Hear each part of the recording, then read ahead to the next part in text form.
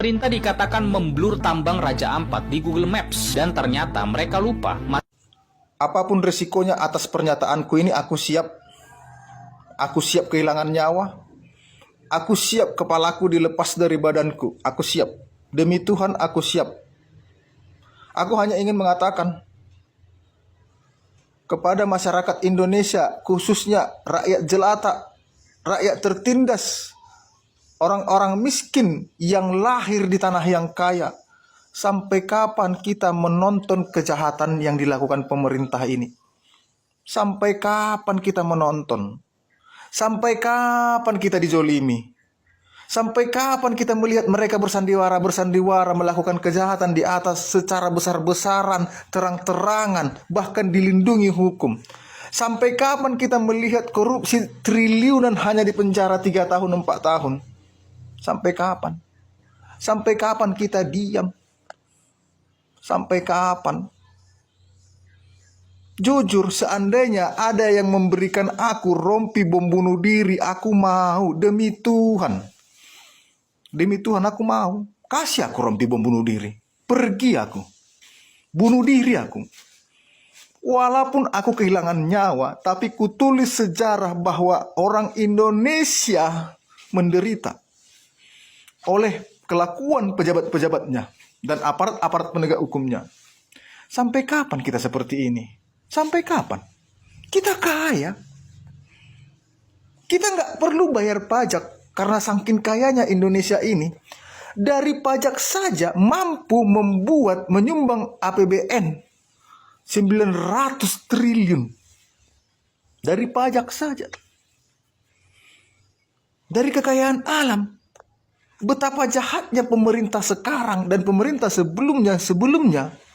Mereka bekerja sama, hanya ganti casing, hanya ganti warna, tapi isinya sama. Google Maps mereka blur supaya kejahatan mereka tidak terlihat dari Google Maps. Berarti ini kan kejahatan ini sudah sangat terencana dan dilakukan oleh orang-orang elit di pemerintah. Sampai kapan? Perhatikan setiap daerah pasti ada penghasil mineral.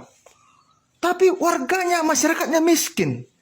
Pemerintahnya yang kaya. Aparat-aparatnya yang kaya. Orang-orang yang dekat dengan pemerintah yang kaya. Kita apa? Kita tidur di gerobak-gerobak di atas kardus. Lalu Pak Prabowo bersedih karena menterinya belum dapat mobil dinas. Pak Prabowo ingin menaikkan gaji hakim 280%. Lalu kebijakan Pak Prabowo untuk rakyat supaya harga cabai tidak mahal, maka setiap rumah tangga minimal menanam 5 pot cabai.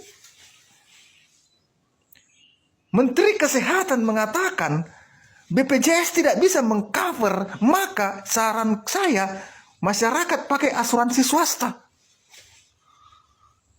Lalu Wamensos menyindir masyarakat yang miskin karena orang tuanya miskin, makanya anaknya miskin. Menteri Keuangan asik menuntut bayar pajak, memblokir rekening yang tidak taat pajak. Lalu apa hukumannya bagi koruptor? 3 tahun, 4 tahun. Sampai kapan kita melihat ini? Coba kalian flashback perjuangan nenek moyang kita melawan Belanda, digantung, digilas panser. Kenapa kita diam? Jumlah kita 200 juta lebih. Warga manusia sependeritaan yang dijolimi oleh pemerintah. Di negara mana pemerintahnya bertahan ketika rakyatnya sudah bergerak? Tunjukkan. Pelajari negara mana ketika rakyatnya sudah murka, sudah menjadi badai. Negara mana, pemerintah mana yang mampu tetap berdiri kalau nggak kabur pejabat-pejabatnya. Walaupun memang harus berkorban nyawa, aku siap. Pemerintah tahu di mana alamatku, aparat tahu di mana alamatku. Jangan pernah berharap kalian memenjarakanku. Penggal kepalaku. Aku siap penggal. Yang penting ada orang yang melawan kalian. Aku siap. Berikan aku senjata, aku siap. Berikan aku senjata, aku muak. Revolusi. Ini sudah negara nggak benar. 3 elemen sudah jahat semua. Legislatif, eksekutif, yudikatif, ini udah jahat semua. Udah bajingan semua ini. Kita diam, jumlah kita 284 juta.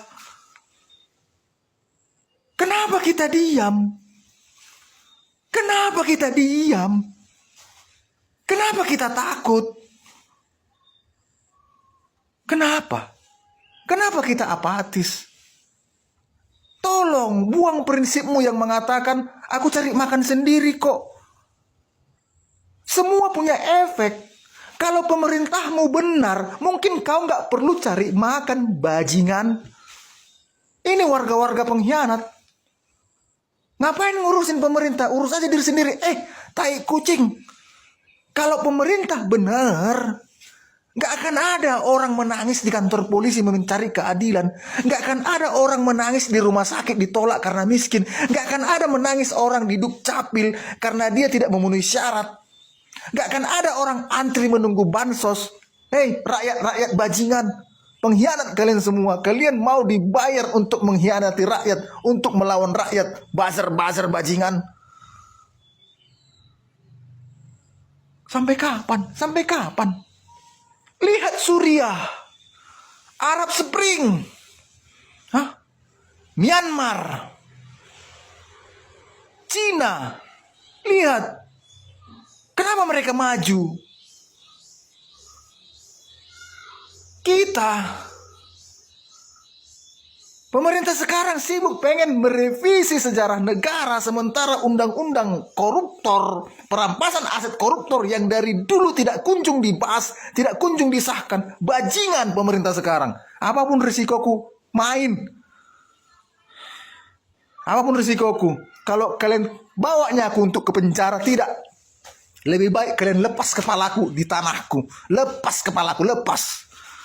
Kalian lepas kepalaku, ya nggak apa-apa.